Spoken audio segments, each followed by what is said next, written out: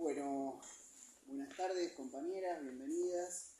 Estamos para arrancar el segundo encuentro de este curso sobre transfeminismo, pueblo y nación. ¿Se escucha ahí? ¿Sí? A ver ahora. Ahora sí, es cuestión de regular. Bueno, el curso, un poco como decíamos la vez pasada, está planteado con ese eje, transfeminismo, pueblo y nación, y a la vez la idea es que podamos realizar un abordaje teórico, histórico y de coyuntura.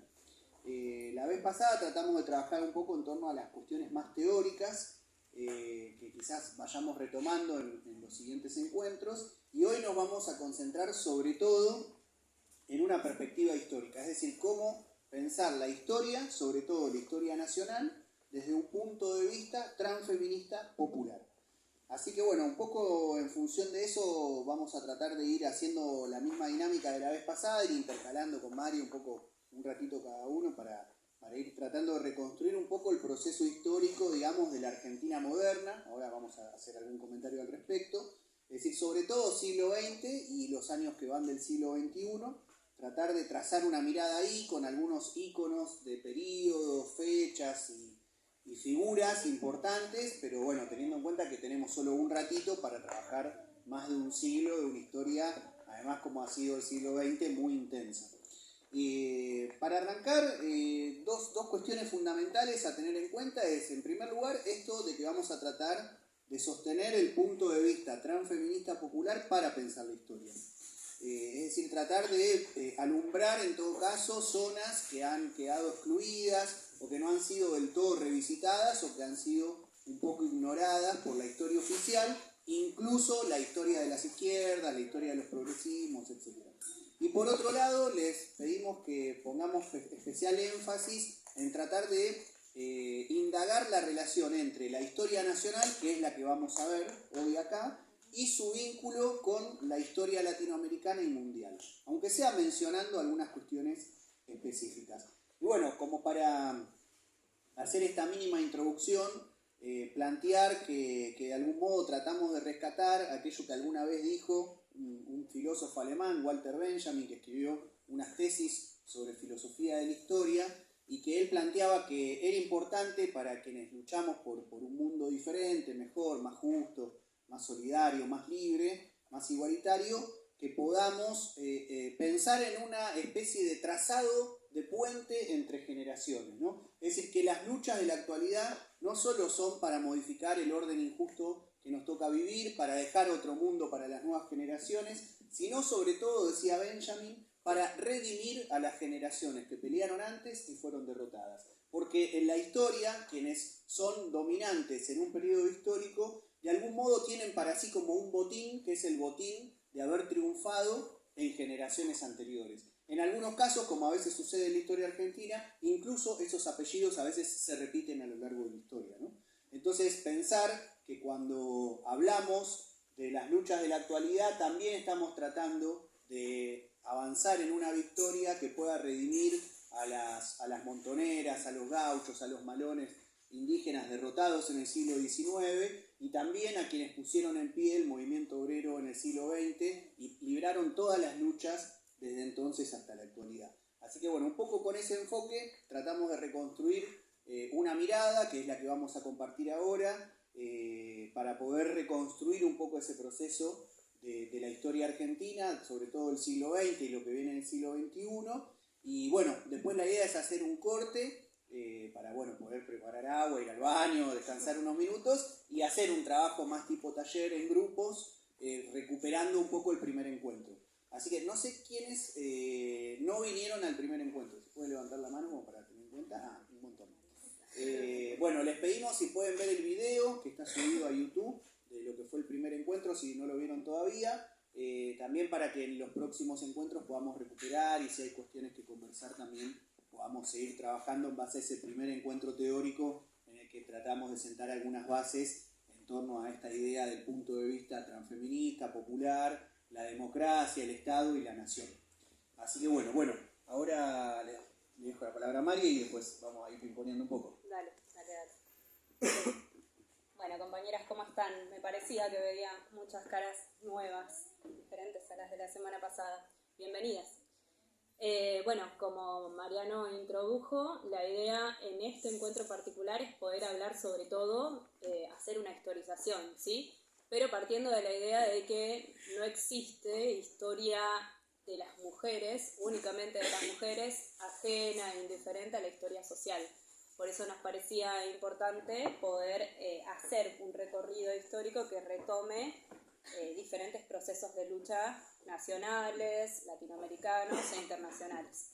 Y como para generar algún tipo de orden y demás, que siempre uno intenta tener como un orden de periodicidad para no perderse, algunas feministas teóricas lo que hicieron para tener un orden y una historización fue teorizar las olas feministas, que un poco queremos como indagar sobre ellas, pero no específicamente sobre ellas, sino para tenerlas como parámetro para poder analizarlas contextualmente, ¿no? Sobre qué estaba pasando en el país y en el mundo, y por qué se daban y por qué luchaban y demás.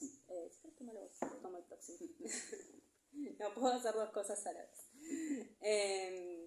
Bueno, una primera ola feminista que se da sobre todo con fuerza en Europa también. En el medio vamos a ir recomendándoles algunas películas, libros, documentales que por ahí puedan servir para reforzar en la semana, tengan ratos libres si quieran indagar un poco más desde lo visual, desde lo artístico, lo cultural.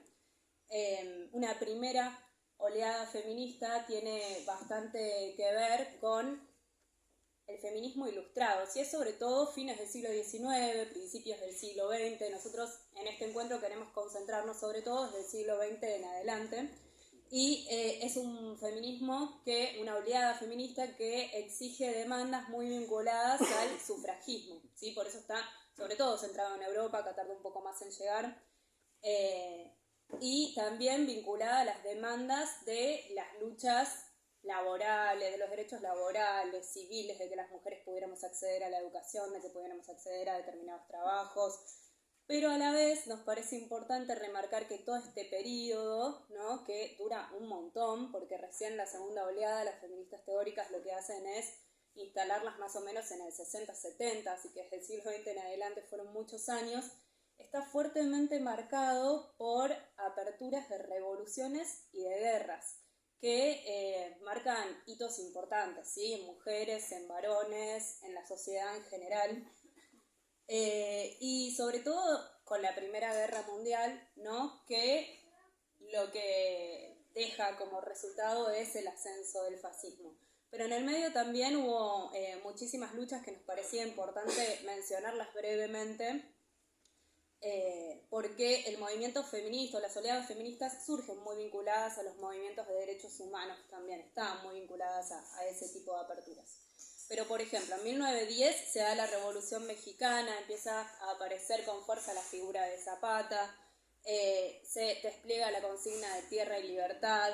En el 1916 se sanciona la ley Sáenz Peña para que el voto sea universalizado, para que sea oculto y secreto, ¿sí?, que uno no tenga que decirlo cantado y que te apunten con un arma detrás, un montón de cuestiones que para nosotros fueron muy importantes. En 1917 se da como hito, en medio de la Primera Guerra Mundial, la Revolución Rusa, que estableció hace más de 100 años derechos para las mujeres nunca antes vistos y muy avanzados para la sociedad que era Rusia. Después, bueno, derivó en otras cuestiones, hubo retrocesos y demás, que un poco lo vamos a tocar, pero estuvo también marcado en ese periodo, en esas primeras oleadas. En 1918 tuvimos nosotros la reforma universitaria, y también se desprende mucho un espíritu latinoamericanista frente al imperialismo. Se establece ahí un parámetro importante con la reforma universitaria. Bueno, y a su vez también nos parecía importante, si bien está marcado por los periodos de entreguerras, mencionar brevemente, porque no vamos a ahondar sobre eso, la Guerra Civil Española, que es justo previa a la entrada de la Segunda Guerra Mundial, porque la historia de las mujeres hay que rastrearlas con lupa, lo sabemos, ¿no? Un poquito Mariano indagaba sobre eso. realmente se nos confinó tanto al mundo privado que cuando vamos a la escuela, estudiamos sobre los procesos históricos, sociales, políticos, es muy raro que nos hablen sobre mujeres que hayan participado en la historia del país, en la historia de Latinoamérica y del mundo, pero estuvieron. Hubo muchísimas mujeres que participaron y nosotros no queremos enfocarnos en las trayectorias biográficas, sino en la importancia que esos hechos tuvieron, ¿no? Y la Guerra Civil Española fue un hito muy importante que se dio desde el 1936 a 1939, y yo lo rescato porque hubo compañeras que tuvieron un rol fundamental y clave en la lucha contra el fascismo, mujeres anarquistas, mujeres socialistas y mujeres que iban a buscar a los prostíbulos a otras mujeres, golpeaban las puertas, iban a las iglesias a buscar a las monjas y se sumaron miles de mujeres prostitutas, miles de mujeres que militaban en lo que era el catolicismo, a las filas de lucha y resistencia contra el fascismo. Así que no quería dejar pasar ese hecho que es muy importante, que hay muchas películas también que abordan esas cuestiones que son fundamentales para pensar también la historia.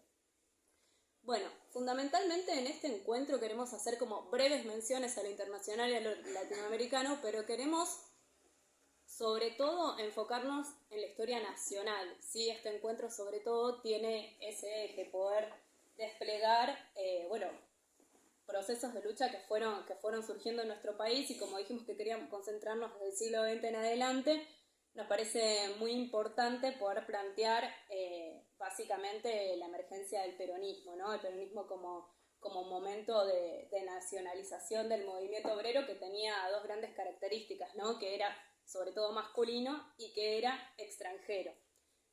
Entonces nos paramos desde ahí porque nos parece que también los modos de leer el peronismo pueden determinar los modos en que pensamos la actualidad, la coyuntura, los desafíos que se desprenden todavía hoy.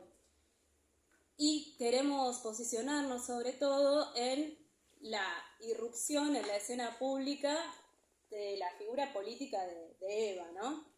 Que, bueno, ustedes llevan su nombre en su bandera, en su organización, pero sin embargo, cuando estudiamos la historia del peronismo, está siempre presente la figura de Eva, pero poco presente están todo su despliegue político, que fue muy importante, no fue simplemente la primera dama.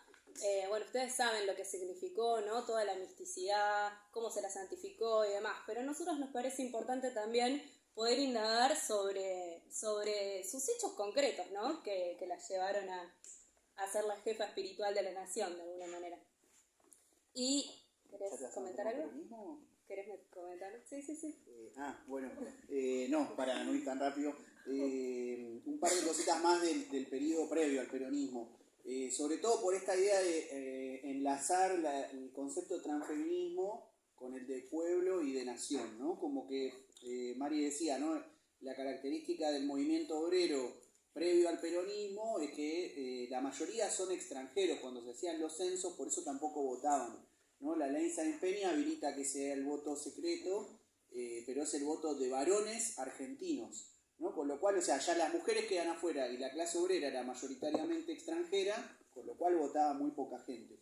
Entonces eso es importante, me parece, para poder pensar la cuestión nacional, ¿no? Es decir, la cuestión de la nación, un proyecto de Argentina que en ese momento pasaba sobre todo por las izquierdas, anarquistas, socialistas y comunistas, que tenían una mirada fuertemente internacional, pero bastante reducida de la propia historia nacional. Porque pensemos que el nacionalismo previo al peronismo, sobre todo el nacionalismo de 1910, por ejemplo, cuando se cumple el centenario de la patria, es un nacionalismo aristocrático, de derecha, de los sectores poderosos, que incluso llegaban a armar bandas armadas para reprimir al movimiento obrero, ¿no? La Liga Patriótica. Entonces es recién con el peronismo, con un trabajo previo con grupos como Forja, ¿no? Que eran los radicales irigoyenistas, que empiezan a pensar la dependencia argentina del imperialismo británico, hacen todo un trabajo sobre el estudio sobre los trenes, sobre la economía argentina, que van a ser fundamentales para que en el 45, cuando emerja el peronismo, se dé ese encuentro entre movimiento obrero y un proyecto nacional, ¿no? Un proyecto de la Argentina inclusivo, y que sea, digamos, mucho más estrecho el vínculo entre movimiento de la clase trabajadora y proyecto de nación, ¿no? Pero eso me parece que es importante tenerlo en cuenta, porque si uno mira el nacionalismo o la cuestión nacional en esos años previos, se va a encontrar con que en realidad no hay clase obrera, no hay mujeres, sino que lo que hay son grupos aristocráticos que reivindican al gaucho Martín Fierro justamente en un momento en el cual la Argentina está lleno de inmigrantes, ¿no? Paradójicamente, aquellos sectores que habían aniquilado a la montonera, que habían reprimido al gauchaje, en 1910 reivindican al gaucho, pero lo reivindican como un gaucho bueno, manso, ¿no? Que toma mate con el patrón, que educa a sus hijos, ¿no? En una moral que reproduce la moral y la ideología de las clases dominantes, ¿no? La sociedad rural, claro. Bueno, y películas, por si quieren ver, de la Guerra Civil Española emblemática, Tierra y Libertad, donde muestra además fuerte el protagonismo de las mujeres en la milicia, en la Guerra Civil. Películas sobre la cuestión de la clase obrera en esos años donde empieza a organizarse, la Patagonia Rebelde, y una película para ver sobre la lucha en general en el mundo de las mujeres por el sufragio, Las Sufragistas. Como 3 películas que siempre está bueno incluso volver a ver, ¿no? Por más que ya las hayamos visto, y recomendar obviamente para quienes no las vieron todavía.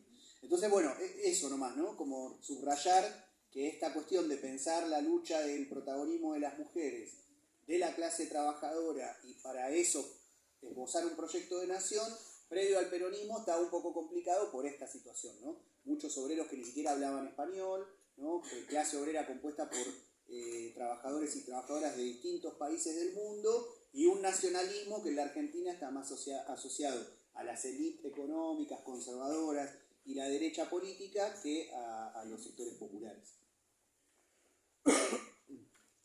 Bueno, ahora sí vamos a meternos de lleno con Eva.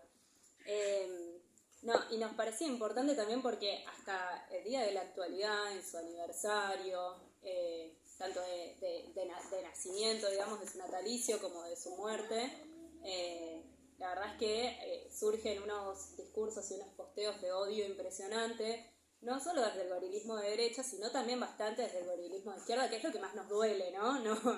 Bueno, la derecha fue siempre, al menos fue fiel a su postura, pero resulta bastante paradójico lo demás, así que queríamos rescatarla porque una de las cuestiones por las que más se la recuerda es por la acción social, que la verdad es que fue muy importante en nuestro país, pero sobre todo fue una figura política importantísima y tuvo una cabeza política y organizacional que incluso creo que ni Perón supo qué hacer después de su muerte, ¿no? Con todo lo que ella dejó hecho y que no se pudo sostener. Bueno, en ese sentido queríamos marcar algunas cuestiones de esta trayectoria, pero de esta trayectoria no solo como reivindicando a ella como figura, sino todo lo que desde ella se desprende. Cuando ella aparece en escena pública, cuando irrumpe como figura política, detrás de ella de alguna manera se abre camino también para un montón de mujeres de sectores sociales muy diferentes a los que componían las agrupaciones feministas en ese momento. Hasta ese momento en Argentina había agrupaciones feministas, había movimientos feministas, sobre todo vinculados a la clase alta, podemos mencionar a Victoria Ocampo y demás. Que sí, obviamente, no había necesidades económicas ni preocupaciones económicas, ni por llegar a fin de mes, ni por comer todos los días, por ende podían pensar y exigir al Estado demandas relacionadas al feminismo. Pero lo que hace Eva con su discurso es interpelar a, sobre todo, mujeres de los sectores populares. Y eso es lo que hace también que tenga un impacto muy fuerte en la adhesión de las mujeres a la política, en la participación masiva de las mujeres en la política, y en el acompañamiento y en la aprobación de un montón de cuestiones importantísimas que van de la mano de Evita, por supuesto.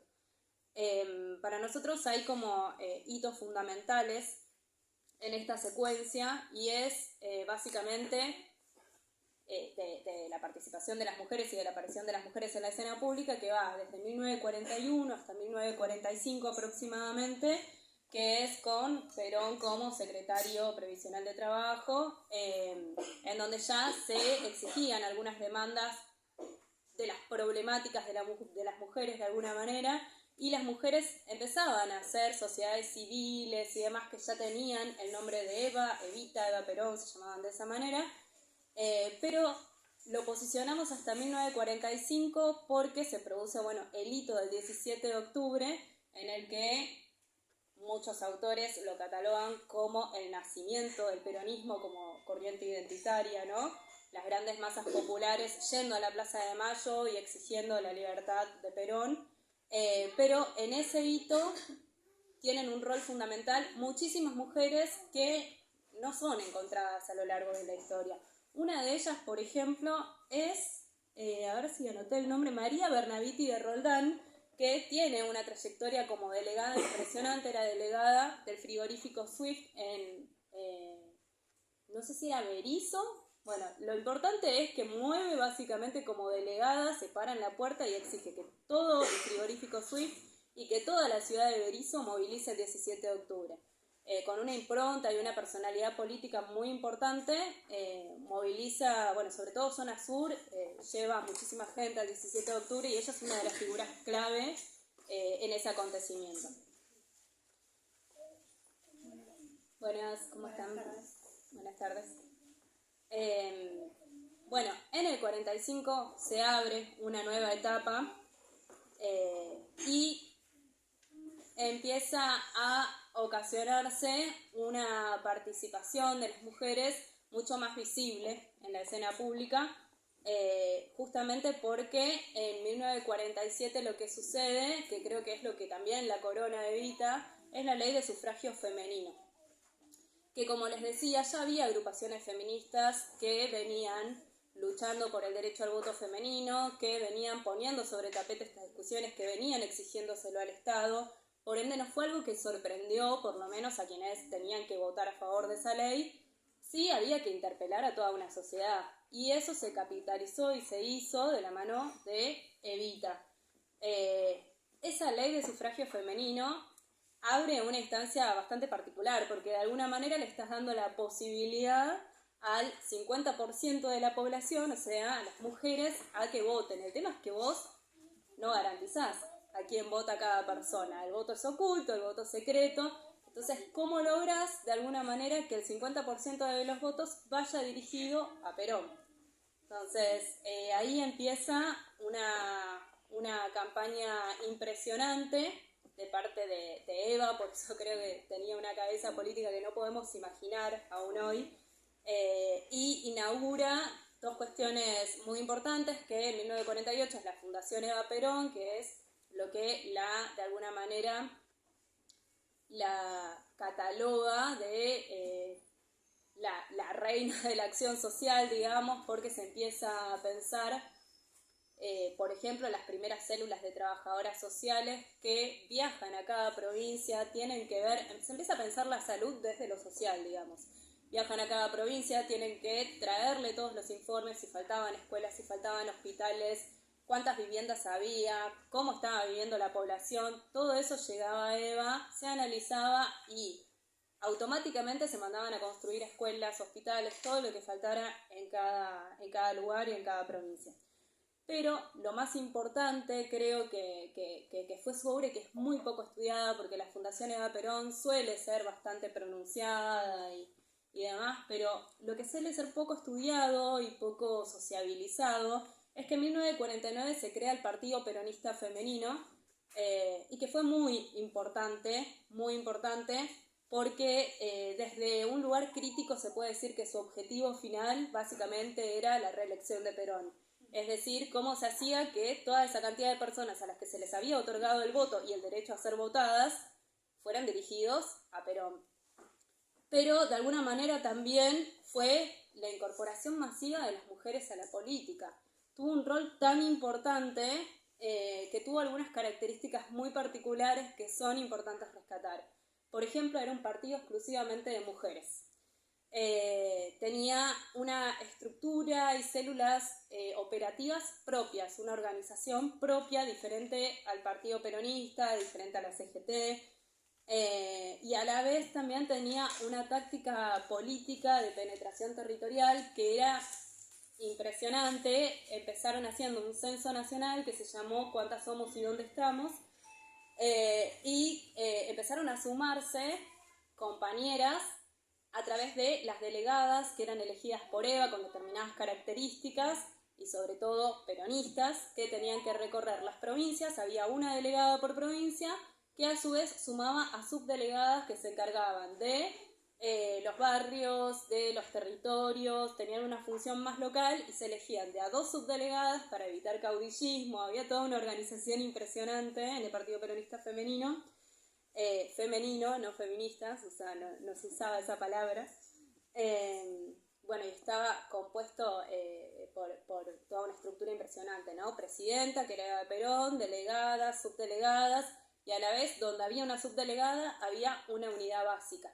Las unidades básicas femeninas llegaron a ser tan importantes que se daban talleres y demás, pero no solo eso, sino que empezaron a ser un espacio de sociabilización tal que las personas, antes de ir a un hospital, a una salita, a una escuela, pasaban primero por la unidad básica. Tenían un problema de salud, pasaban primero por la unidad básica y desde ahí se las dirigía a la salita más cercana, se les conseguía lo que necesitaba en cuanto a acción social. Pero además también había capacitación política, había, se encargaban de la acción social, como les dije, y también muchos talleres porque de alguna manera apuntaban a sumar a mujeres, no solo de sectores populares, aunque fueron la gran mayoría, sino que también se daban una táctica de cómo llegar a mujeres de otros sectores sociales.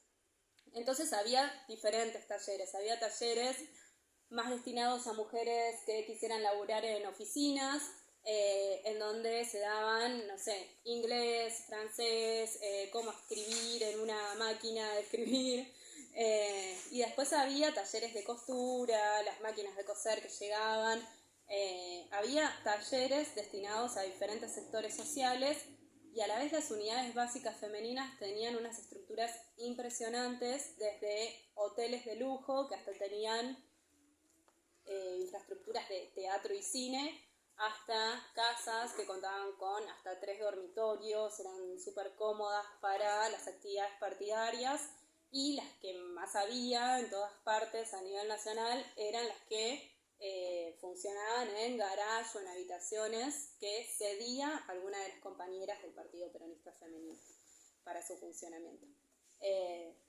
Nos parecía importante rescatar esto porque generó un punto de inflexión. Realmente se parece, en el encuentro pasado nosotros mencionamos ejemplos democráticos, mencionábamos un poco los CDR cubanos, y la verdad es que hoy charlábamos de eso, se parece bastante el funcionamiento, pero es anterior todo esto, entonces no sabemos de dónde Eva sacó todas estas ideas y este tipo de organización y demás, que por supuesto después de su deceso, después de morir, llevan básicamente a que todo esto se desagregue, porque ni el propio Perón supo cómo sostener organización de tanta territorialidad y de tanta estructura y de tanto detalle en todo, que pasaba sobre todo por Eva, la afirmación, las decisiones y demás.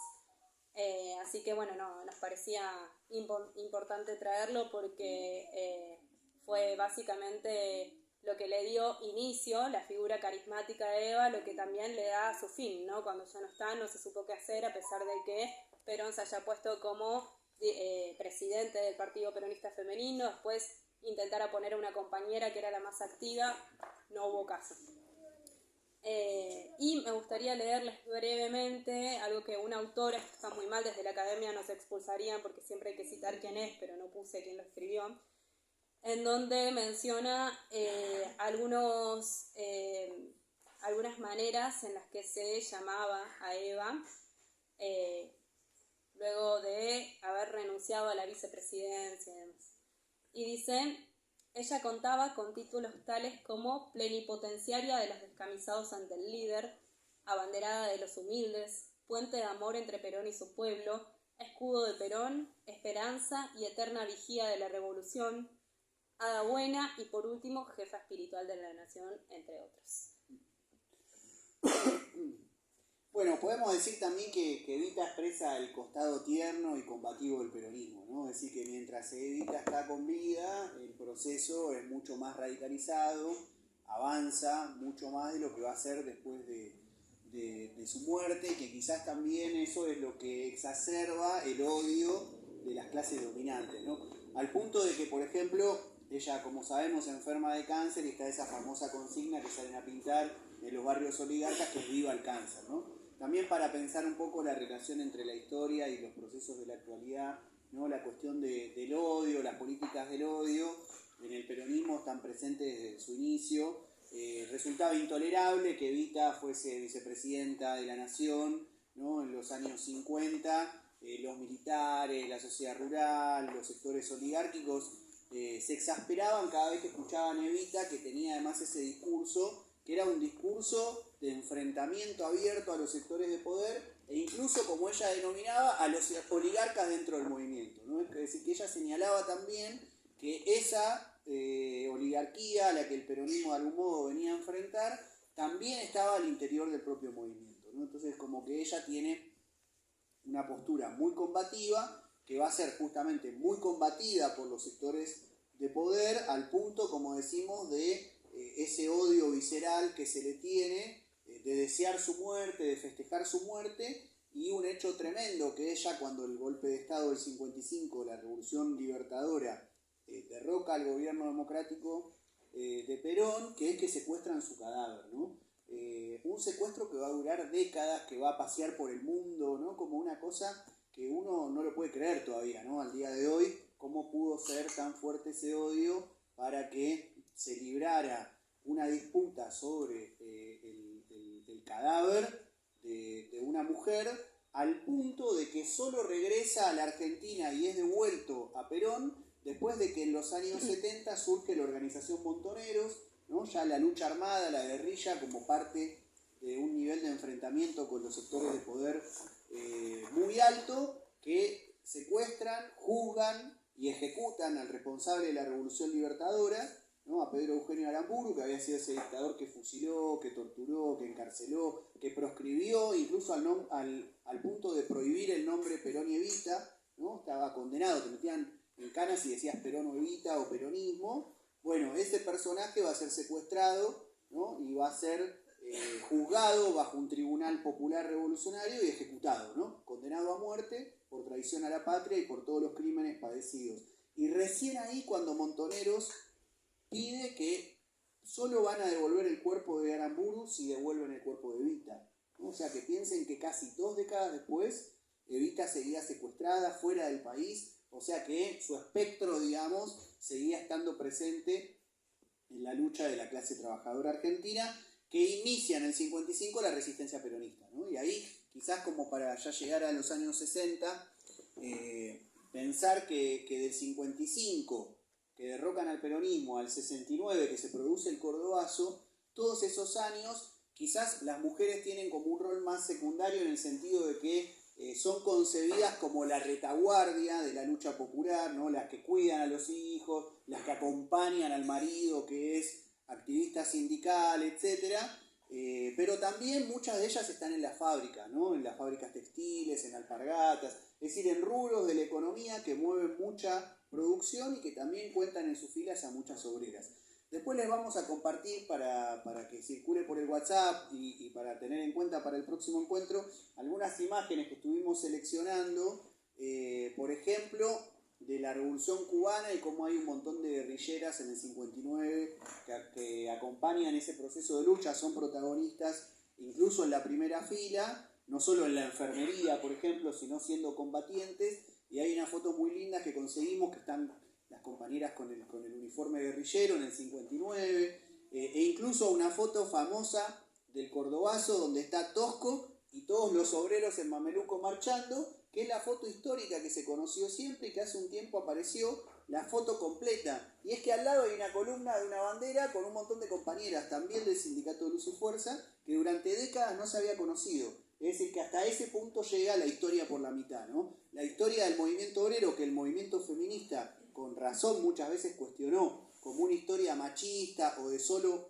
varones. Sin embargo, cuando la vemos completa, no es tan así. Incluso en el momento en que el movimiento obrero es mayoritariamente masculino, también hay obreras y hay obreras que están en los sindicatos y que participan en las movilizaciones, pero ni siquiera eran registradas, por ejemplo, en fotografías, ¿no? O en documentales. Siempre era Tosco y los muchachos del sindicato, ¿no? Entonces, bueno, a partir de esas imágenes también podemos ir viendo cómo desde un punto de vista transfeminista popular podemos ir reconstruyendo hoy una historia que vuelva a poner el eje en la participación de todos los sectores que fueron protagonistas de esas luchas, entre las cuales empiezan a emerger algunas figuras, por ejemplo Alice Guren, que ahora recientemente en estos días Miguel Maceo publicó una biografía, tiene como 500 páginas, donde reconstruye el protagonismo de una de las mujeres más emblemáticas de la resistencia peronista y que va a llegar siendo ya una mujer grande a los años 70 y va a terminar siendo secuestrada por la última dictadura cívico-militar, torturada, desaparecida, asesinada, y que durante mucho tiempo se la conocía como la compañera de Cook, ¿no? De John William Cook, el emblemático organizador de la resistencia peronista, y que hoy, cuando uno puede ya indagar en toda su historia, se da cuenta que en realidad era la compañera de Cook, así como Cook era el compañero de ella, digamos, ¿no? Como que eran una pareja muy picante, muy pujante, donde ambos tienen roles fundamentales de organización de la resistencia, de tareas internacionales. Por ejemplo, Alicia viaja y se entrevista con Salvador Allende en el momento en que está por construirse el primer gobierno socialista democrático de América Latina en Chile. Viaja a Cuba, tiene vínculos con la comandancia de la revolución, viaja a la Argentina y organiza los comandos, termina en Cana, ayuda al Gordo a salir de la cárcel, escribe incluso algo que no se conocía hasta hace un tiempo, la famosa carta de Perón cuando dice murió el Che, murió el mejor de los nuestros. En realidad es una carta que escribió Alicia, la puso a circular con el nombre de Perón y Perón la vio, le pareció como bien la carta y la asumió como que era propia, pero en realidad fue una carta escrita por Alice Guren.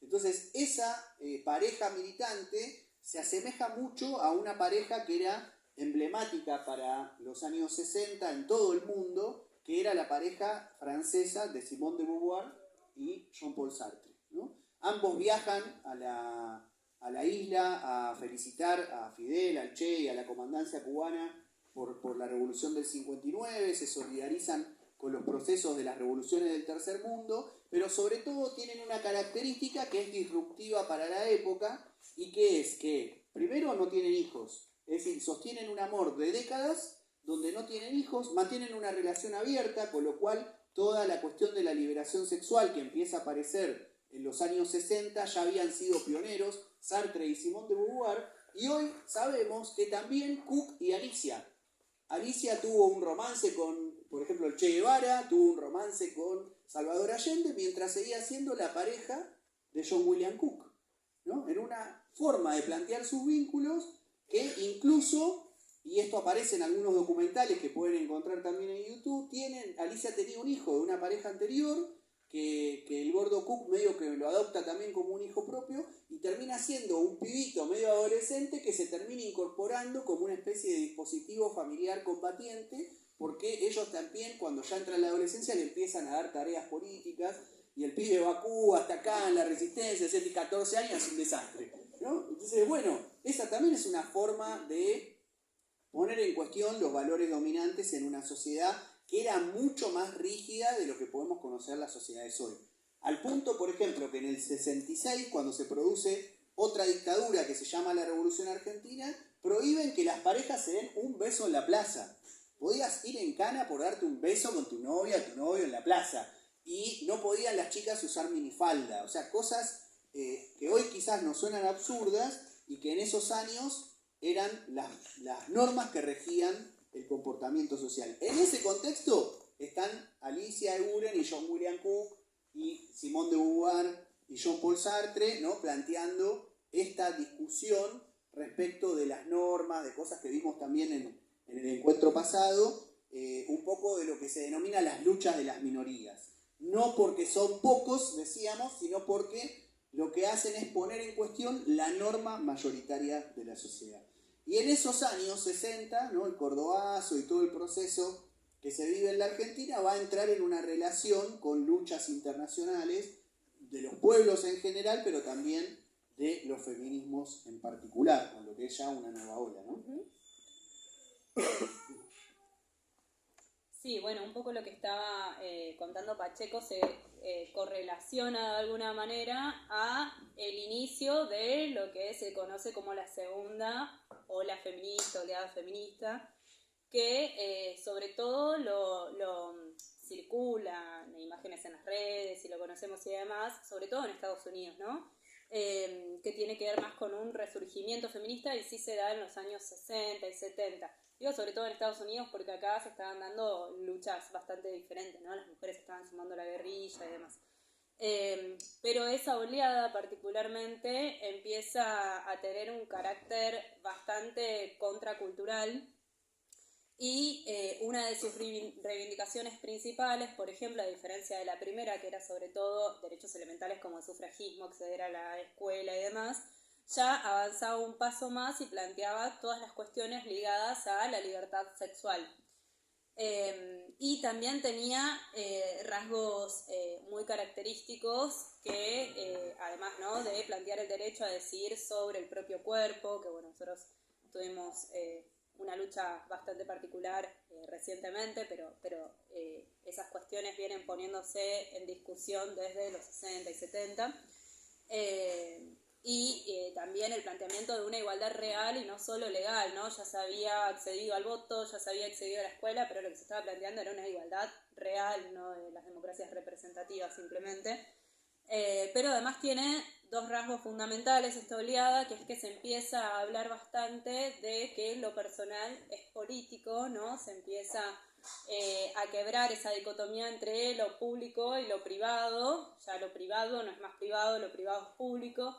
Hoy lo hablamos mucho, ¿no? Cuando, por ejemplo, se escucha discutir a una vecina con su pareja, bueno, uno está atento, se fija si puede intervenir, si necesita algo, ¿no? Ya lo privado dejó de ser privado, sino que se empieza a plantear esa ruptura y a interpretar justamente eso, que lo personal es político ya desde aquellos años.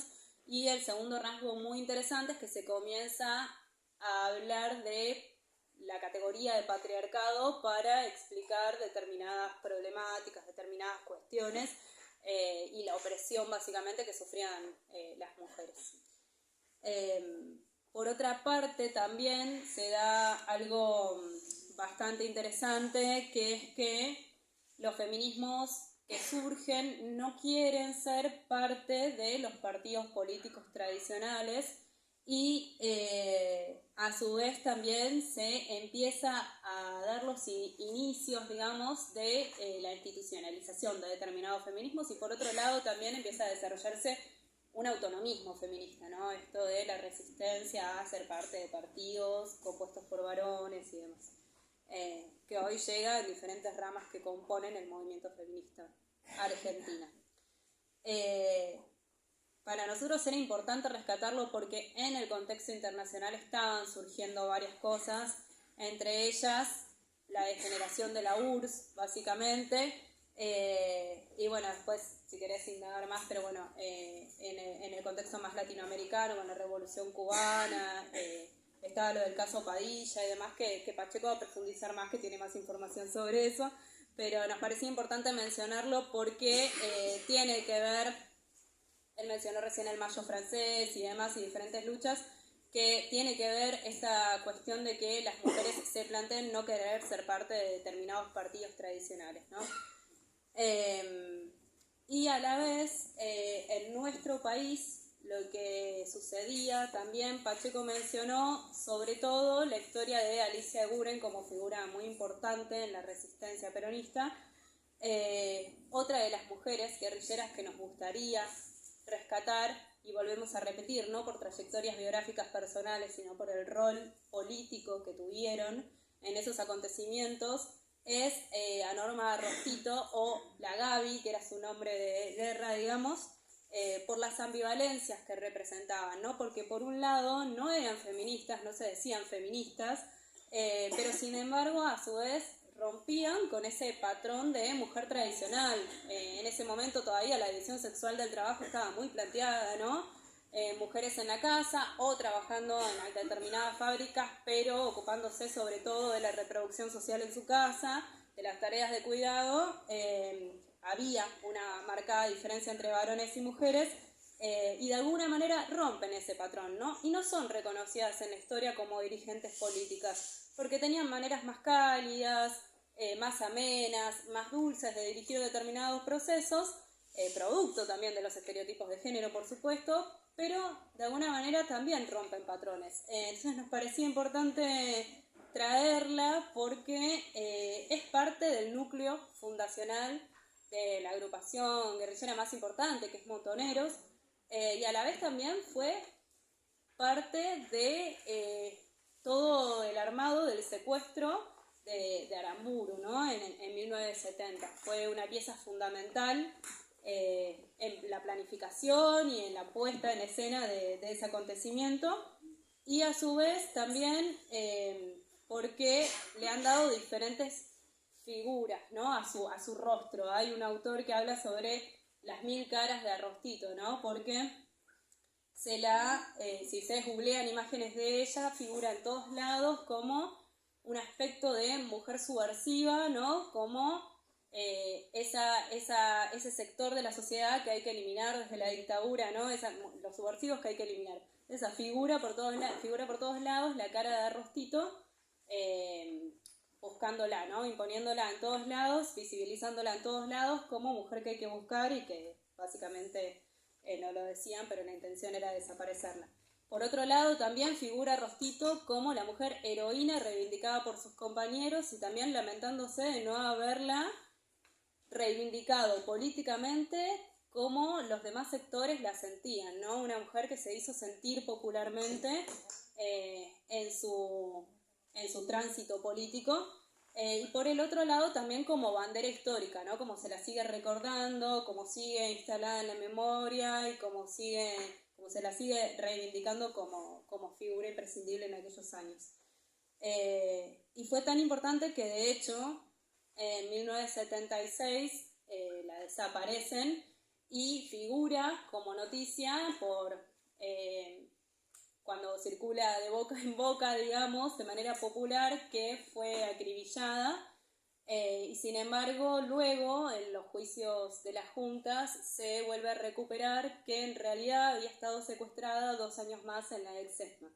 Nos parecía una figura muy importante porque a la vez también dentro de su propia organización guerrillera no se le daba el lugar que merecía tener. Y de hecho hay algunas investigaciones que dicen, por ejemplo, que cuando muere Abel Medina, que es también parte del núcleo fundacional de Montoneros, y su marido, ella fue apodada como la viuda, por ejemplo, ¿no? Entonces, no solo hay que rastrear la historia de las mujeres con lupa, sino que también hay que intentar revalorizar, ¿no? El rol fundamental que tuvieron en la historia. Sí, no, muy breve para también ir ordenando un poco esta primera mitad, porque lo que tratamos de pensar un poco es el ciclo de las luchas populares, ¿no? Y cómo hacerlo desde una mirada transfeminista. Decíamos entonces que los años previos al peronismo es una lucha de un movimiento obrero muy masculinizado, con algún protagonismo de algunas mujeres anarquistas, socialistas o que peleaban por el sufragio, y muy desvinculado de un proyecto nacional. Es recién con el peronismo que aparece la idea de un proyecto nacional de los trabajadores, de las trabajadoras, y las mujeres cumplen un rol protagónico a través de Evita y el armado de todo el proyecto del Partido Peronista Femenino y de la Fundación Eva Perón, que es un proceso que después en los años 60 se radicaliza, ¿no? Entonces pasamos de tener las mujeres sufragistas, ¿no? Socialistas y anarquistas, las mujeres peronistas con Evita y luego las mujeres guerrilleras, ¿no? En los años 60-70, y ese proceso se corta con la dictadura del 76 en Argentina. Entonces, bueno, pensar por un lado la importancia que tienen los levantamientos y las insurrecciones populares, 17 de octubre del 45, 69, 29 de mayo el Cordobazo, y ese proceso que se cierra en el 76 y que abre un nuevo ciclo de una nueva Argentina que de algún modo también se quiebra con una nueva insurrección el 20 de diciembre del 2001. Entonces, lo que queremos pensar es cómo las luchas de los feminismos, las luchas de los sectores populares están atravesadas por los contextos históricos, por lo que va pasando en el mundo. No lo mencionamos porque, para no hacerlo tan largo, pero todos esos años, desde el 45 hasta los 70, son los años donde no solo triunfa la Revolución Cubana en América Latina, que abre un faro, luego va a haber otra revolución en el 79 con el sandinismo en Nicaragua, sino que en todo el mundo se hace la Revolución China, empiezan los procesos de descolonización después de la Segunda Guerra Mundial, los procesos de liberación nacional en Argelia, en Vietnam, en un montón de lugares. En Europa estalla el Mayo francés y empiezan a producirse rebeliones muy similares en Alemania, en Italia, ¿no? Es un mundo muy convulsionado, que en los años 80 entra en crisis, ¿no? En Argentina es la dictadura del 76, del 24 de marzo, pero también en América Latina y sobre todo en el Cono Sur es el Plan Cóndor, que es el plan de las dictaduras para aniquilar todos los procesos de lucha del continente, y es la crisis también de los procesos socialistas que la Unión Soviética medio que se empieza a ir al demonio. Si bien el muro de Berlín cae en el 89, ya en los años 80 están muy deslegitimados por cuestiones que van pasando al interior de un proyecto que se dice de otra humanidad y que termina reproduciendo muchas veces cosas muy similares a las del capitalismo. ¿Puedo hacer un pequeño aporte? Sí, Que claro. viene de los años 60, que es algo importante si hablamos de transfeminismo, son los movimientos de diversidad sexual. Por ahí en 1968 se creó la primera agrupación que se llama Nuestro Mundo, que es la primera agrupación de diversidad sexual y que también estuvo dentro de la resistencia peronista. Y de ahí en adelante también, como pasó la dictadura, como pasó con el feminismo, también se cortó la lucha, pero después en la vuelta de la democracia volvieron a surgir los movimientos de diversidad sexual. Como un pequeño aporte, como van con la línea de...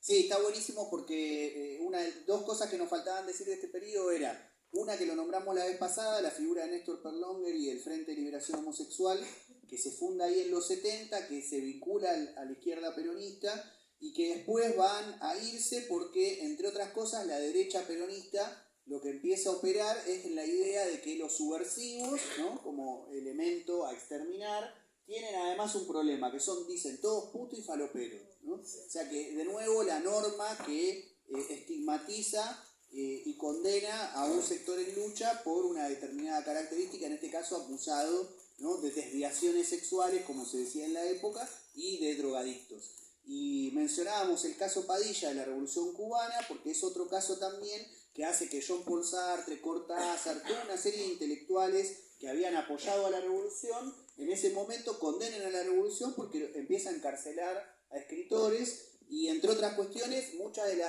de los motivos, esto está medio, se está quedando sin batería, me parece. Uno de los motivos por los cuales se juzgaba y se condenaba a alguna intelectualidad o artistas era porque eran homosexuales y se decía que era una enfermedad que la revolución debía erradicar, ¿no? Entonces fíjense cómo en eso capitalismo y socialismo terminaban compartiendo una mirada reaccionaria respecto de la liberación sexual. Entonces, bueno, es el momento también, los años 70, de encuentro entre algunas luchas de la diversidad que en años anteriores prácticamente no aparecen. En ese momento irrumpen, pero además tejen una alianza muy fuerte con las feministas, con algunos grupos feministas. Si bien la mayoría de las organizaciones, como decíamos, populares, revolucionarias, no toman en ese momento, por lo menos en Argentina, las banderas del feminismo con ese nombre, pero sin embargo su propia práctica, ¿no?, tiene muchos elementos de lo que luego va a ser con mucho más fuerza la lucha de los movimientos feministas. Pero bueno, la dictadura viene un poco como a cortar todo ese proceso de lucha de los años 70, 60 del peronismo, y en ese contexto de desaparición forzada de personas, de secuestro, torturas, asesinatos, emerge lo que va a ser la figura de las madres y las abuelas de Plaza de Mayo, que es un poco este tercer momento que queríamos rescatar, de cómo incluso en medio del terror y en las peores circunstancias uno puede leer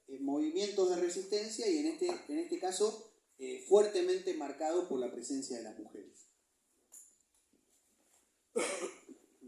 Bueno, así que espero que se esté pudiendo seguir el hilo un poco, además de incorporarlas al contexto nacional, latinoamericano e internacional. La idea es rescatar esas figuras, ¿no? Empezamos un poco con Eva y la irrupción de las mujeres en general en la escena pública, pero seguimos un poco con mujeres guerrilleras, su participación en la resistencia peronista y, como decía recién el compañero, con la emergencia, digamos, de madres de Plaza de Mayo o, como las conocimos luego y las mencionamos ahora, las abuelas de Plaza de Mayo.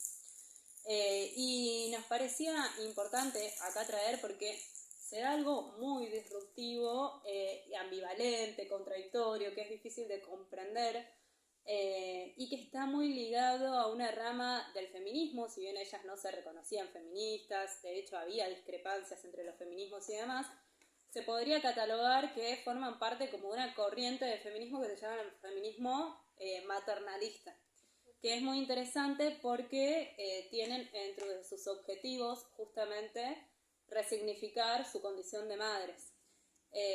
Y es importante, ¿no? Porque una todo el tiempo está intentando ver cómo se desestructura, cómo se deconstruye esa noción de mujeres ligadas a la maternidad.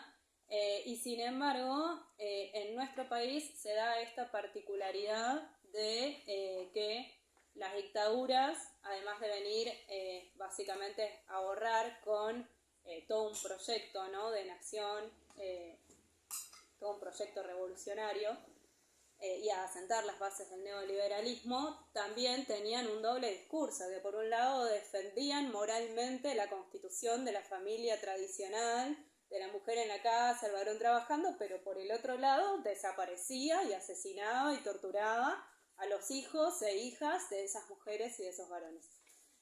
Y frente a eso inicia en 1977, comienzan las rondas en Plaza de Mayo todos los jueves de un pequeño grupo de madres, ¿no?, que en realidad empiezan a hacerlo porque les arrebatan a sus hijos, o sea, es por una cuestión concreta, ¿no? Están buscando a sus hijos. Entonces, lo primero que las mueve, a mí me parece importante ligarlo al primer encuentro que tuvimos en donde hablábamos sobre la constitución del sujeto pueblo y decíamos, bueno, ese momento en el que se produce una ruptura y una conciencia en la que empezamos a interpretar que en realidad los padecimientos que pensamos que son personales, ¿no?, que vivimos en nuestra familia o personalmente, en realidad son parte de algo colectivo y de la sociedad. Y cuando tomamos noción de eso y empezamos además a organizarnos, es un paso importantísimo para poder pensar en algún tipo de cambio social o de transformación social. Y un poco lo que sucede acá es eso, ¿no? En principio no están sus hijos, salen a buscarlos, pero empieza a colectivizarse esa lucha, empieza a identificarse y a reconocer en los hijos de las otras los propios hijos, y se resignifica esa condición a partir de su pertenencia a un movimiento, ¿no? A partir de que empiezan a organizarse. Lo que dice la historia es que se fueron encontrando en los lugares donde iban a reclamar, ya sea iglesias, comisarías, en distintos organismos del Estado, y cada una se escuchaba con las otras las respuestas negativas. Y ante eso empezaron los días jueves a reunirse en la Plaza de Mayo, y bueno, y después continuaron con esa conducta todos los jueves. Pero como decís vos, que se escucharon y ahí es donde se forma el colectivo y se empiezan a unificar entre ellos. Claro, pero imagínense lo difícil que habrá sido para ellas hacer ese tipo de ruptura, que estaban acostumbradas al modelo fordista de estar en sus casas, básicamente cohesionando la familia, ¿no?, atendiendo las tareas de cuidado, y sin embargo se ven obligadas a salir a las calles, ¿no? Y de alguna manera empiezan a politizar su maternidad, ¿no? Cambian ese estatus de madre biológica y de condición natural de la vida a madres políticas. Ya de por sí, por la idea de ser mujeres también, el hecho de déjenlas, son mujeres, sí, unos días van a estar llorando en sus casas. Tal cual, en un principio fue así, se dejó que ocuparan el espacio público en plena dictadura porque eran un par de mujeres que buscaban a sus hijos que no iban a aparecer. Sí. Yo lo sabía, la otra media cuadra de mi casa vive la abuela de Juan Caballero. Y ella era una señora ya grande,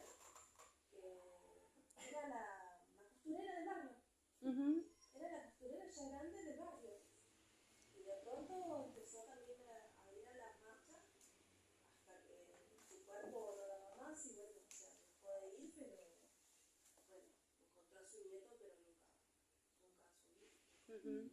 Ella todavía está con vida, vive ya en la postura, siempre hace la postura de yo no cosa, pero todo el mundo la conoce y la quiere muchísimo a ella.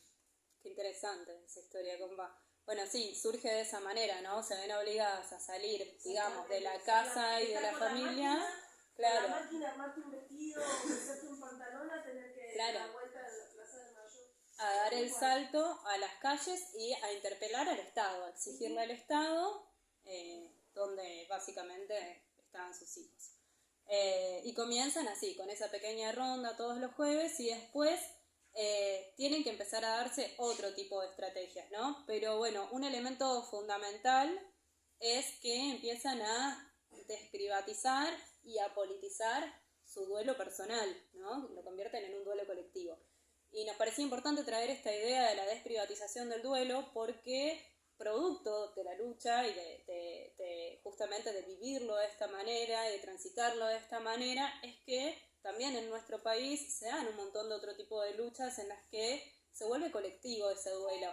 Pensábamos hoy en las madres que buscan a sus hijas víctimas de trata, en las madres que luchan en sus hijos asesinados por el gatillo fácil. No sé, en las Madres del Dolor, que es una ONG, no sé, pensamos en todo eso que se desprende básicamente de una lucha que comenzaron las Madres de Plaza de Mayo. En el 77, a la vez, cuando vieron que perduraban las rondas de los jueves en Plaza de Mayo, secuestran a varias de ellas y asesinan a Azucena Villaflor, que es un hecho... Fue una forma estratégica. Sí. Porque no fue que buscaron al azar, sino que claro. buscaban las personalidades fuertes dentro del grupo de madres como para debilitar el colectivo también. Claro, está muy vinculada a toda la historia obrera, pues, por ahí puedo indagar un poco más, pero bueno, la familia Villaflor no era cualquier familia. Un poquito así como del recorrido histórico de ellas. En el 78 tenemos el Mundial en nuestro país, ¿no? Que funciona como cortina de humo a todo lo que estaba sucediendo y se empieza a resistir en la plaza, a resistir de otras maneras porque empieza a haber de fondo represiones a las Madres de Plaza de Mayo. En el 79 se recrudecen esas represiones y lo que se plantean es, bueno, si nos van a desaparecer o nos van a asesinar, esto que estamos haciendo en algo tiene que quedar y elaboran la asociación Madres de Plaza de Mayo. Y empiezan a hacer acciones esporádicas porque estaba bastante difícil la cuestión de sostener públicamente las rondas y demás y no estaban teniendo mucho apoyo también. Y en el 80 se retoma la plaza.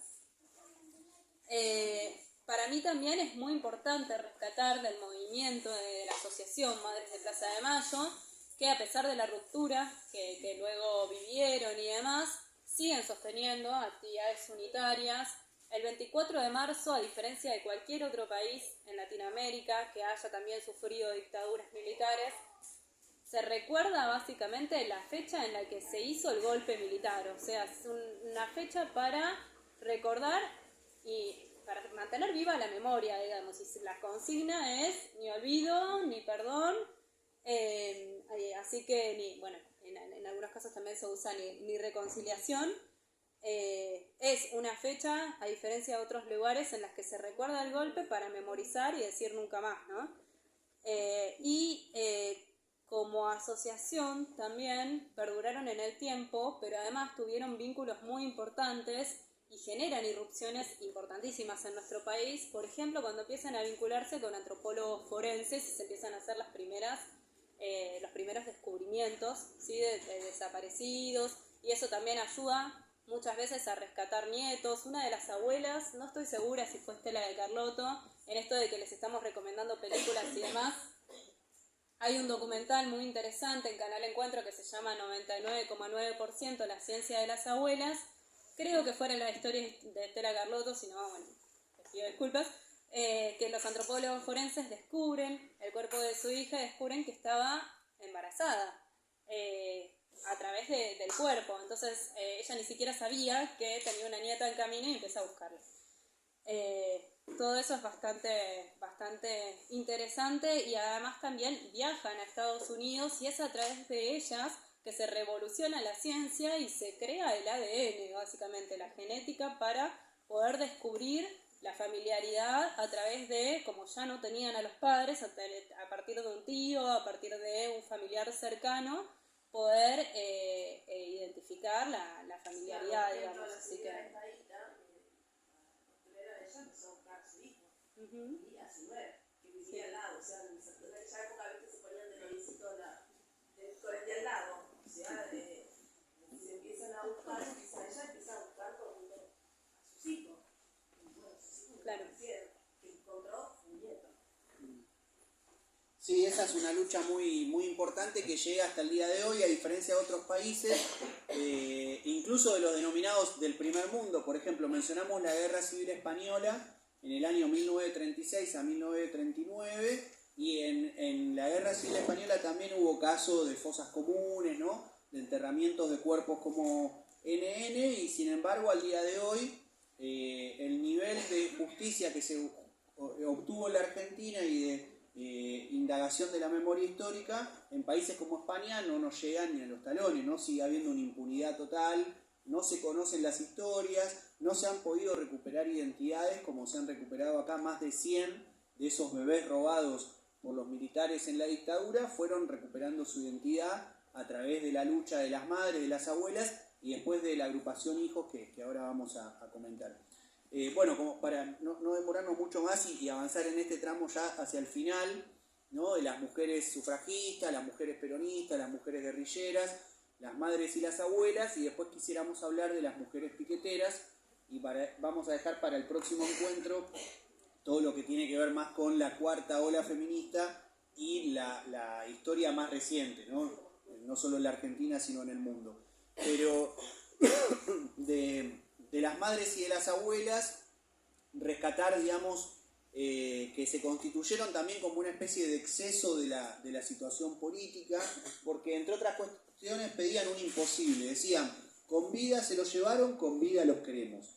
Y era algo que el Estado no podía soportar, porque había secuestrado y había asesinado y enterrado o arrojado al mar esos cuerpos, entonces no podía dar respuesta, ¿no? Y por eso fue tan fuerte la lucha de las madres y las abuelas. Y lo que quisiéramos rescatar acá, para no perder de vista el punto de vista transfeminista popular, es que así como se ganó en la reivindicación de las mujeres en la historia con las madres y las abuelas, que quizás en otros periodos históricos no se había logrado, porque es una lucha innegable y muy valorada socialmente, incluso internacionalmente, sí lo que a veces notamos es que se pierde un poco la perspectiva de resistencia popular a la dictadura. Es decir, que se habla de los militares y de las madres y de las abuelas, pero no se habla, por ejemplo, de la lucha obrera de todos esos años, que fue una lucha importantísima, que fue una lucha que se libró desde el mismo 24 de marzo de 1976, donde hubo intentos de paro en los lugares de trabajo, de movilizaciones en algunos sitios, e incluso de una manera permanente hubo sabotaje y resistencia a la dictadura en las empresas, en los lugares de trabajo, no solo con las grandes movilizaciones que aparecieron en los años 1979, 1980, y luego en el 82 con la CGT marchando con San Cayetano, ¿no? La consigna de paz, tierra y trabajo, techo y trabajo, sino que en la cotidianeidad de esos años del 76 al 83, la clase obrera argentina resistió y resistió un montón. Y eso es algo que a veces queda ocultado y queda en el relato histórico la idea de que estuvieron las madres y las abuelas y después vino la guerra de Malvinas y entonces se fue la dictadura. Y esa mirada nos parece que también es preocupante, no porque no haya que reivindicar a las madres y las abuelas, sino todo lo contrario, pero ya es como una lucha ganada. Lo que nos da la sensación que todavía es una lucha por librar es cómo se invisibiliza el rol de la clase trabajadora en la resistencia a la dictadura, desde el 76, como decíamos, incluso desde el mismo 24 de marzo, hasta el proceso que desemboca en el retiro de la dictadura y en las elecciones que dan el triunfo de Raúl Alfonsín. Años en los cuales se juzga a los militares con la Junta, con el juicio de la Junta, pero después vienen las leyes de impunidad, tanto de Alfonsín como de Menem, ni bien triunfa, las leyes de obediencia debida y punto final, y luego los indultos, y sin embargo las madres y las abuelas siguen con la lucha, siguen la dictadura, siguen con Alfonsín, siguen con el menemismo, en un momento de mucho desánimo, porque los primeros años 90 es un momento de privatizaciones, pero también de consenso social con el neoliberalismo, que vuelve a reinstalar algo que había aparecido en los 80, que es la teoría de los dos demonios, es decir, condenar a los militares sí, pero también condenar, ¿no?, a los sectores del pueblo que se alzaron en armas contra la dictadura, como si fuesen dos monstruos que se enfrentaron y una sociedad inocente que miraba cómo se enfrentaban esos dos demonios. Y sin embargo, las madres y las abuelas, sobre todo la Asociación Madres de Plaza de Mayo,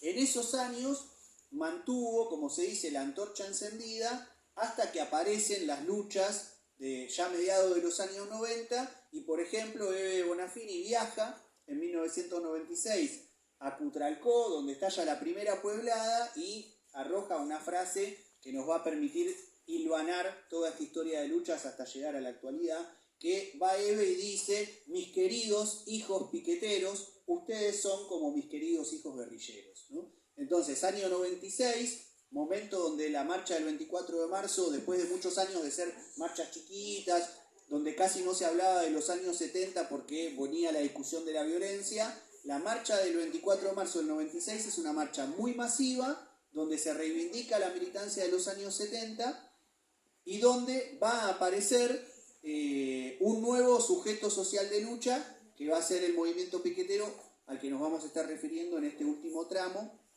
de lo que va a ser por lo menos el encuentro del día de hoy, de reconstrucción de este proceso de lucha desde un punto de vista transfeminista y popular. Bueno, estamos bien, creo, ¿no, horario? Bueno, un poquito meternos ya en la cuestión de mujeres piqueteras, de mujeres de los movimientos sociales. Si bien se asentaron las bases del neoliberalismo con las dictaduras, como veníamos recién comentando, y sus debidas resistencias, en los 90 un poco lo que sucede es que empieza a mostrar su crisis el neoliberalismo, ¿no? Empieza, producto de las privatizaciones, a haber despidos masivos, desempleo. Bueno, muchas acá lo han vivido y quienes no lo saben. Un poco también esta organización, ¿no?, viene de producto de las luchas de los movimientos sociales de los 90. Y hay un punto bastante importante de inflexión en nuestra historia argentina, que es la rebelión popular del 2001, en donde se visibiliza que los movimientos sociales que se venían constituyendo en los 90 estaban constituidos mayoritariamente por mujeres, ¿no? En los 90 es una feminización de las organizaciones sociales que empiezan a autoorganizarse producto de la exclusión del capitalismo neoliberal, ¿no?, que concentraba cada vez en menos manos la mayor concentración de la riqueza y empezaba a expulsar trabajadores. Producto de esas resistencias, de esas nuevas resistencias autoorganizadas, empiezan a formarse los movimientos sociales compuestos sobre todo por mujeres, debido a que se produce ahí un cambio con las sociedades fordistas, ya que los varones empiezan a ser despedidos de sus trabajos. Entonces son las mujeres las que se cargan la crisis al hombro, las que se cargan la salida, de intentar solventar las necesidades de su familia y demás, y empiezan a participar también de los movimientos sociales. Lo que se estudia sobre todo en su participación en el 2001 y posterior al 2001, esa resistencia que se da entre el 2001 y el 2003, es que estaba compuesto mayoritariamente de mujeres ese tipo de movimientos sociales, y que no era simplemente una cuestión numérica, ¿sí?, de relleno en las organizaciones o en las calles, sino que empezaban a dotar de nuevos registros simbólicos y políticos a sus propias organizaciones. Y eso se empieza a resignificar internamente las políticas hacia sus compañeros, pero también en esa transformación empiezan a transformarse a sí mismas, ¿no? Porque eso no era un camino que se daba sin contradicciones, sin ambivalencias. También se presentaban muchísimos tipos de contradicciones en las propias mujeres militantes.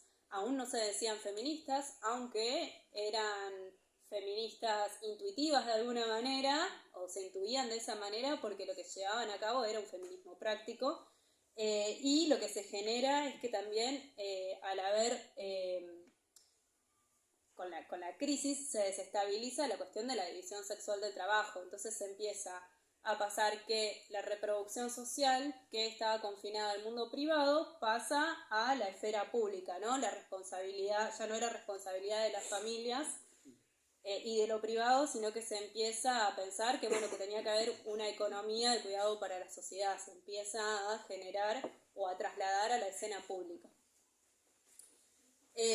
Algo importante que sucede, que no lo mencionamos antes, es que en 1986 es el primer encuentro nacional de mujeres, con una participación muy minoritaria de mujeres activistas, pero que lo que le da un carácter plebeyo y de masificación es cuando en el 2002 se incorporan a los encuentros nacionales de mujeres, en ese momento todavía se llamaban así, cuando se incorporan las mujeres piqueteras, las mujeres de los movimientos de los pueblos originarios, las mujeres de las luchas afroamericanas, se empiezan a incorporar todos esos sectores que le imprimen un carácter plebeyo, un carácter popular, y que lo hacen un encuentro básicamente que se puede llamar nacional de mujeres, ¿no? Empieza a tener otro tipo de significados, y además recordemos que es un espacio, no sé si alguna vez han participado, me imagino que sí, en donde todas decimos, bueno, no se vuelve igual, ¿no? De un encuentro nacional de mujeres, hoy lo llamamos encuentro plurinacional de mujeres y disidencias, porque además de una experiencia importantísima para todas nosotras, es el lugar político en donde definimos la agenda para todo el año hasta volver a encontrarnos al año siguiente en un lugar diferente. Desde ahí se discuten todas nuestras problemáticas, pero no solo hacemos catarsis, sino que además salimos con una política organizada para luchar en pos de todas esas problemáticas, opresiones y demás que sufrimos las mujeres y las disidencias. Bueno, eso se produce en el 2002, ¿no? Esa incorporación que cambia un poco el rumbo de los encuentros, y algo importante también que empieza a surgir, y el Frente Popular Darío Santillán es bastante pionero, ya unos años posteriores, ¿no? Porque ya empieza 2000 y pico, ya podríamos decirlo más cercano al kirchnerismo y no tanto de esos años, pero sí en el 2002 se empiezan a hacer las asambleas arriba del puente, cada 26 de junio, recordando la fecha histórica de asesinato de Darío Santillán y Maximiliano Costecchi, en el que se empiezan a hacer las asambleas de mujeres, desde la cual se elabora, se planifica, surge el espacio de mujeres del Frente Popular Darío Santillán, que es un puntapié importante para, marca, digamos, un precedente en todas las demás organizaciones que luego implementan los espacios de mujeres dentro de sus organizaciones.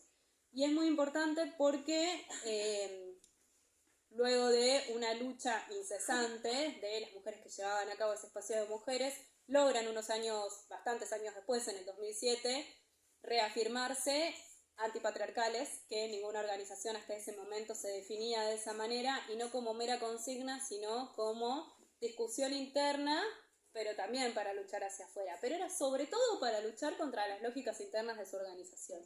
Pero en ningún momento se pensó, rompemos con nuestra organización, hacemos un colectivo de mujeres o una colectiva de mujeres, como decimos ahora, sino que se pensaba la lucha con sus compañeros varones y cómo se resignificaba eso, tanto para sus compañeros como para ellas también.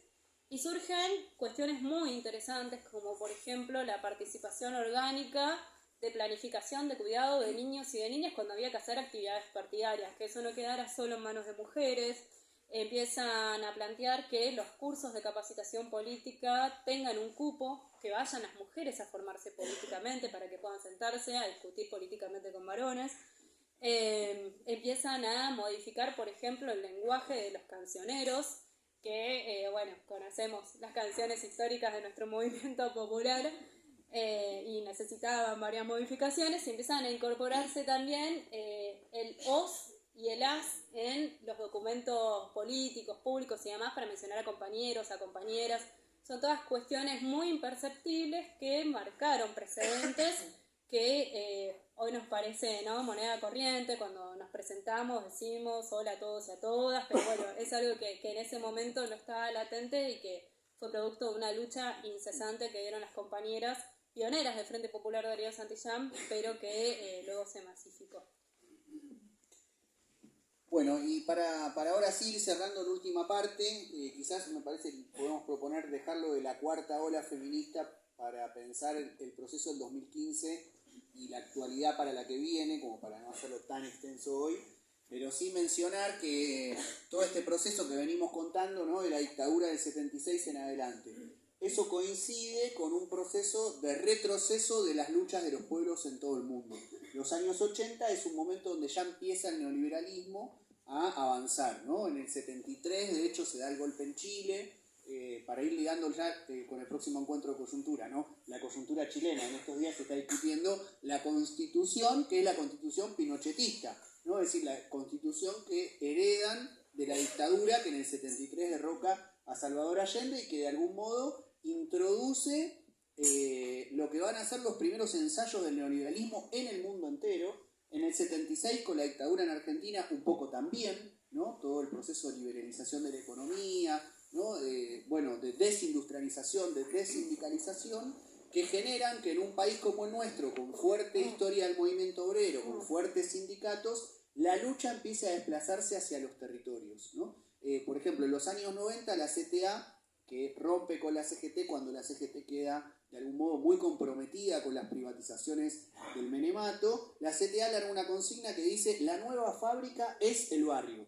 Y en la CTA se organizan los docentes con SUTEBA, los estatales con ATE, pero también se organizan los desocupados y quienes trabajan cuestiones de hábitat con la Federación de Tierra y Vivienda, se organizan los jubilados, ¿no? Empiezan a hacer organizaciones sindicales más diversas, ¿no? Y de algún modo el movimiento piquetero, que nace en el 96 con Cutralcó, viene a poner en el centro de la escena al territorio y al trabajo comunitario que realizan, como decía Marie, fundamentalmente mujeres, o sea, fundamentalmente, arrolladoramente, digamos.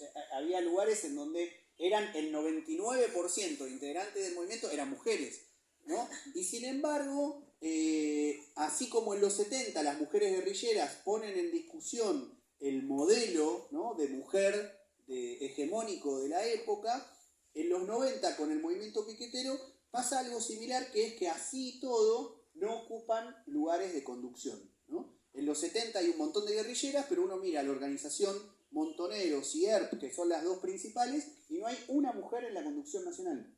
Y en el movimiento piquetero pasa un poco lo mismo. Bueno, quienes vivimos esa experiencia conocemos muy bien que la mayoría de las compañeras que sostenían los procesos eran mujeres, pero en las conducciones estábamos los varones, digamos. Era una cuestión muy difícil de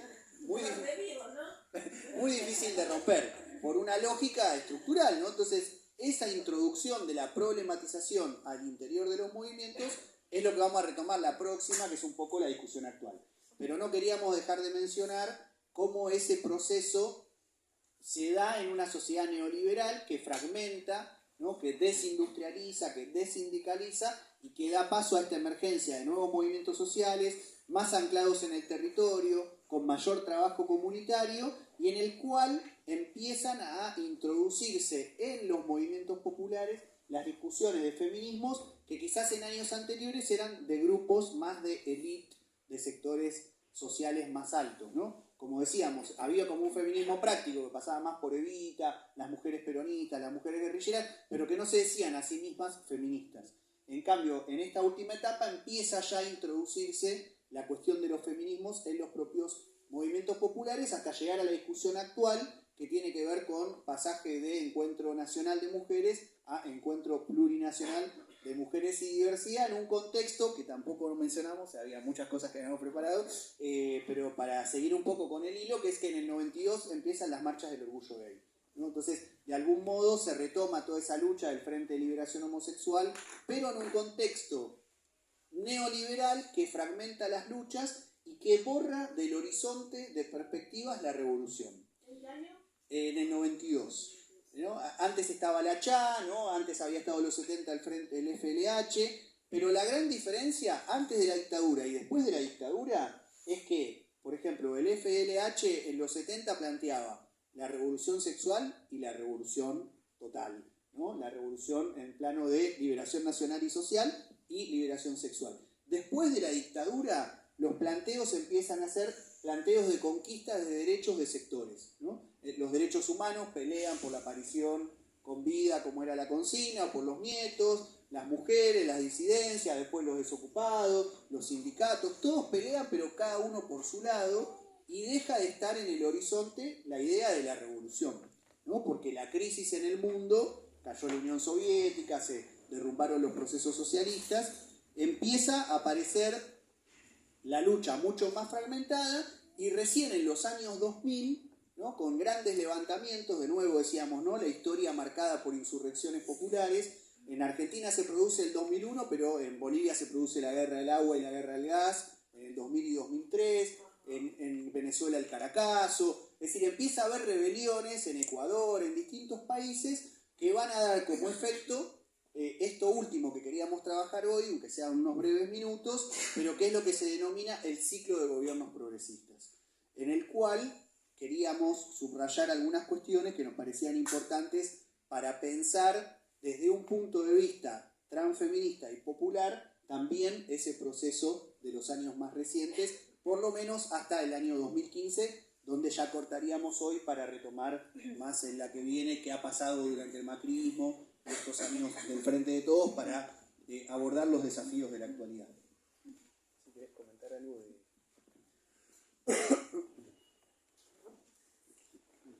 Sí, no mencionamos la tercera ola feminista porque en realidad algunos caracterizan que esta última es la tercera ola feminista porque está más ligada a Norteamérica, además están muy pegadas la segunda y la tercera ola, pero la tercera ola tiene esta característica que decía Pacheco, que es más bien la debacle de todos esos procesos revolucionarios y que se da aproximadamente en los 80, en el 89 cae el muro de Berlín, y de alguna manera se produce un triunfo ideológico del capitalismo y una fragmentación de las luchas, digamos.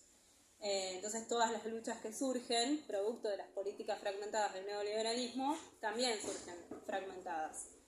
Pero en el 2003, de alguna manera, con un auge, ¿no? De los gobiernos progresistas, no solo en nuestro país, se produce una idea o un horizonte esperanzador de proyecto nacional, ¿no? Se puede volver a pensar en un proyecto nacional de alguna manera. Nada, como algunas cuestiones que se pensaron y que se fueron llevando a cabo en ese gobierno, pues si querés profundizar un poquito más, pero un poco se toman las banderas de los derechos humanos, se reabren los juicios nuevamente. A su vez también se dan cuestiones contradictorias durante todo el periodo de gobierno kirchnerista, porque la redistribución estaba fundamentalmente planteada y basada en el extractivismo, producto de lo cual se desatan todas las luchas ecologistas, ambientales, no sé cómo les llaman en su organización, yo les solía decir ecosocialista, pero quedaron de pasadas. Pero a la vez también es un periodo en el que se dan muchísimas luchas en el plano cultural y muchísimas conquistas en el plano cultural. Por ejemplo, vuelve el feriado de carnaval que había sido arrebatado durante la dictadura, se recupera la historia nacional a través, por ejemplo, de canales como Canal Encuentro, las antenas que se repartían de Televisión Digital Argentina, Paca Paca, ¿no? Como pensando en los diferentes rangos etarios, recuperar la memoria de la historia nacional. Bueno, ¿Paca Paca? ¿O qué? Sí, no, de los carnavales. No, el feriado de carnaval es de la década del 30. Estaba en Córdoba, estaba allá, los carnavales en la época de los militares. Me parece que fue Macri que no quería que le desfilaran por avenidas acá los negros. No, la dictadura lo había prohibido Claro. y lo había erradicado, después volvió y con Macri puede ser que haya habido de nuevo. Bueno, yo porque no había nada, o sea, no, Claro. no quería que nosotros nos vinieran a cuidar ni en los barrios, no quería nada. Ni una bombita. Sí, hubo un intento, es verdad, pero sí se recuperó producto del borramiento que hubo en la dictadura, el festejo de la alegría, digamos. Bueno, tuvimos, no queríamos dejar pasar, si bien no vamos a profundizar demasiado en eso, pero con todo el tema de la coyuntura nacional y demás, de mencionar a Cristina, reelecta 2 veces, ¿no? como presidenta, y con todo el paquete de leyes progresistas que salieron durante sus gobiernos, como por ejemplo la ley de identidad de género, poder pensar en todo este tipo de cuestiones producto de luchas que venían visibilizándolas también.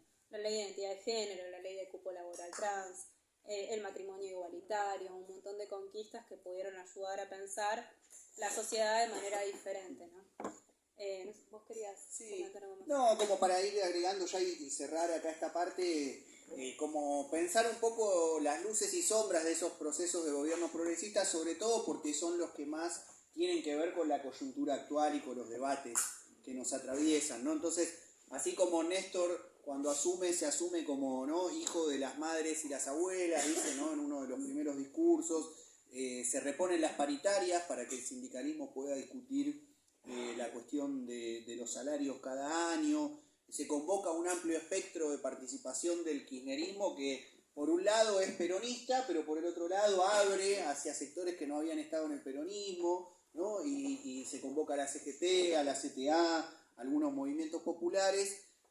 También empiezan a aparecer, por ejemplo, problemas estructurales que siguen hasta el día de hoy, que es que las organizaciones se empiezan a dividir, ¿no?, entre quienes están con Néstor y quienes no, y luego después con Cristina, o se empieza a, de algún modo, plantear la reconstrucción de la Argentina bajo un horizonte que se caracteriza como de capitalismo serio, sin poner en discusión los fenómenos de lo que venía siendo el modelo neoliberal con la transnacionalización de la economía. De algún modo el kirchnerismo logra conectar con una memoria social, ¿no?, que reivindica esos tramos del peronismo y de las madres y de las abuelas, pero por ejemplo nunca reivindica la lucha obrera frente a la dictadura. De algún modo tiende un puente entre el 2003 y el 73, es decir, entre Néstor y Cámpora, pero no recupera todo esto que estuvimos tratando de recuperar hoy, que tiene que ver con los encuentros nacionales de mujeres, con las marchas del orgullo, con el movimiento piquetero, con las peleas de los sectores populares. Entonces es como paradójico, porque por un lado se recupera la historia, pero por otro lado esa historia es narrada de un modo donde gran parte de las luchas quedan afuera, ¿no? Y después, de algún modo, también lo que sucede es que reordena, ¿no?, esa creatividad que de algún modo en la crisis había generado nuevas experiencias de lucha social y política, las reordena bajo los parámetros también más tradicionales del Estado, los partidos políticos, los sindicatos, sobre todo de la CGT. Tengamos en cuenta que la CTA, si bien le dio un apoyo, durante mucho tiempo peleaba por un reconocimiento que nunca le llegó, e incluso se dividieron por quienes apoyaban y no apoyaban al kirchnerismo, e incluso del movimiento piquetero que se va a ir pariendo ya en los últimos años de Cristina, esto que vamos a retomar el próximo encuentro, que es la economía popular. Cuando surge la CETEP no le dan la personería gremial, el último día tomada da la personería social como una cuestión medio de compromiso de último momento, con lo cual vemos que esa recomposición del proyecto nacional tiene algunos problemas que nos parece que la próxima podemos retomar porque amerita discutirlos, ¿no? Incluso, como por eso señalar esta ambivalencia, ¿no?, porque se ganan un montón de cosas y a la vez otras se pierden, quedan ocultadas, invisibilizadas. Por ejemplo, desde lo nacional popular se avanza en un punto que nos parece fundamental, que es que se asume la perspectiva democrático y feminista. Vieron que durante el kirchnerismo se empezó a hablar de un nacionalismo popular, democrático y feminista. Ahora se dejó de lado el término revolucionario, que había sido un término importantísimo en la historia del nacionalismo popular revolucionario. Entonces la revolución empieza a quedar en el pasado, ¿no?, como algo de los 70 y no como algo que puede ser recuperado en otra clave en una situación actual. Entonces, por un lado ganamos lo democrático y feminista, pero por el otro lado perdemos lo revolucionario. Y aparece también toda una idea de recuperación de la política y de la militancia, pero a la vez una idea de la política y de la militancia muy ligada a la gestión estatal, ¿no? Entonces, bueno, son como esas luces y sombras, idas y venidas, que nos parecía que estaba bueno poner en discusión, porque, bueno, de algún modo, así como aparece un realismo audaz, que por ejemplo, frente a la derrota con las patronales agropecuarias del 2008, frente a la derrota electoral del 2009, sale para adelante con un paquete de medidas progresistas, a la vez también cada vez se borra más del horizonte las utopías de transformación general de la sociedad y nos quedamos con un conformismo de un capitalismo serio, de un capitalismo ordenado, ¿no? Pero que no pone en discusión la matriz injusta que tiene todo capitalismo, serio, menos serio, no sé, un poco más simpático, como lo quieran caracterizar. Y bueno, finalmente nos parecía que era importante prestar atención a dos cuestiones. Una es cómo se gesta de algún modo lo que el filósofo argentino León Rosichner caracterizó como una nueva imagen de pareja política, ¿no? Néstor y Cristina. Hay un textito en página 12 que salió hace varios años, antes de la muerte de León en 2011, no había circulado mucho, pero luego como que se recuperó bastante, que lo podemos después también poner a circular y recomendar, que nos parece como importante para no pensar los años kirchneristas con la figura de Cristina como la compañera de Néstor, ¿no? Un poco para discutir esa mirada que quizás estaba en décadas anteriores, sino que Néstor y Cristina son una pareja política, en donde Cristina tiene un peso propio y a la vez todos los odios que desata como figura política, ¿no? Un poco que sigue hasta la actualidad, ¿no? Con toda la discusión de los acontecimientos últimos. Y por otro lado, la discusión en torno a cuánto el kirchnerismo trabaja en el vínculo entre la herencia y la invención, ¿no? Cuánto en determinados momentos se recuesta sobre el peronismo y reivindica la historia del peronismo y se asume como peronista, y cuánto por momentos aparece como si fuese algo nuevo o algo que supera el peronismo, ¿no? Como esa discusión que está todo el tiempo presente y que tiene que ver con el modo en que, sobre todo los últimos tramos del gobierno de Cristina, el proyecto se vinculó con el movimiento obrero organizado, se vinculó con los nuevos fenómenos que empezaban a emerger, y cómo eso va reconfigurando una discusión en torno a qué es el peronismo hoy, ¿no? Que sería un poco la discusión de la coyuntura, de qué es el peronismo después del kirchnerismo, qué es el peronismo después de la dictadura, ¿no? Que son los nuevos desafíos que aparecen en un mundo que ha cambiado mucho, no solo desde 1945 comparado con hoy, sino incluso con 1976, ¿no? Es decir, cómo la dictadura también reconfigura la sociedad argentina de un modo tal que necesitamos hoy pensarla en profundidad. Y que para poder pensar en profundidad esa actualidad necesitamos poder tener en cuenta todo este proceso que muy a vuelo de pájaro hoy tratamos como de recuperar, ¿no? Desde el nacimiento de las organizaciones sindicales a fines del siglo XIX, principios del siglo XX, toda la lucha de las sufragistas, luego, ¿no?, de las mujeres peronistas con Evita, las mujeres guerrilleras, las madres y las abuelas, las piqueteras, hasta llegar a este proceso de los últimos años que nos gustaría retomar en la próxima, para no pensar tampoco la coyuntura como el día de hoy, sino la coyuntura inscripta en un proceso histórico que tiene que ver con el grito de Ni Una Menos, con la ola verde, con la economía popular, con lo que viene pasando por lo menos en los últimos 5, 6, 7, 8 años.